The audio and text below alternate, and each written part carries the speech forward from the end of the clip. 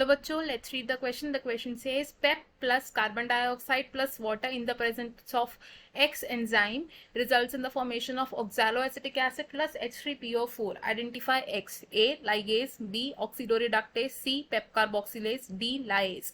Question में हमें एक रिएक्शन दी है एंड हमें बोला है कि इस रिएक्शन को कैटालाइज करने वाला एंजाइम कौन सा है. हमें उसके लिए 4 ऑप्शंस दिए. हमें क्या करना है, उन 4 ऑप्शंस में से करेक्ट एंजाइम को आइडेंटिफाई करना है. तो let's start with the key concept first. तो इस क्वेश्चन में हमारा की कॉन्सेप्ट होगा C4 साइकिल. अब जो C4 साइकिल होती है इसका एक और नाम होता है जिसे हम कहते हैं hatch and slack pathway. Hatch and slack pathway. ये जो हैच एंड स्लैक पाथवे है ये क्या है, एक साइक्लिक पाथवे है. साइक्लिक पाथवे है जो किन के बीच में हो रही है, जो अकर कर रही है between the bundle sheath cells and the mesophyll cells. Between mesophyll cell and bundle sheath cells.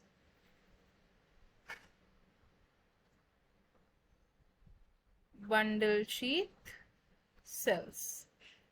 अब ये जो हैच एंड स्लैक पाथवे है इसको हम C4 पाथवे इसलिए भी कहते हैं क्योंकि इसमें जो फर्स्ट स्टेबल प्रोडक्ट होता है वो क्या बनता है, एक C4 एसिड बनता है. फर्स्ट स्टेबल प्रोडक्ट क्या है, एक C4 एसिड बनता है जिसका नाम क्या होता है, ओक्सालो एसिटिक एसिड. ओक्सालो एसिटिक एसिड जिसे हम OAA भी कहते हैं. अब ये कैसे रिएक्शन हो रहा है इसका, it happens by the combination of phosphoenol pyruvate. Phosphoenol pyruvate combine करता है कार्बन डाइऑक्साइड और वाटर के साथ in the presence of enzyme जिसे हम कहते हैं फॉस्फोइनॉल पायरुवेट कार्बोक्सिलेज यानी कि पेप कार्बोक्सिलेज. अब इस रिएक्शन का रिजल्ट क्या होता है, जो पहला C4 स्टेबल कंपाउंड होता है यानी कि ओक्सालो एसिटिक एसिड प्लस H3PO4. तो हमें हमारे क्वेश्चन का आंसर मिल गया. क्वेश्चन में हमसे क्या पूछा था कि PEP plus carbon dioxide plus water किसकी प्रेजेंस में ओक्सालो एसिटिक एसिड और H3PO4 फॉर्म करते. तो हमारा आंसर क्या है इसमें, ऑप्शन सी यानी कि पेप कार्बोक्सिलेज. तो हम लिखेंगे इसको, the correct answer is option C.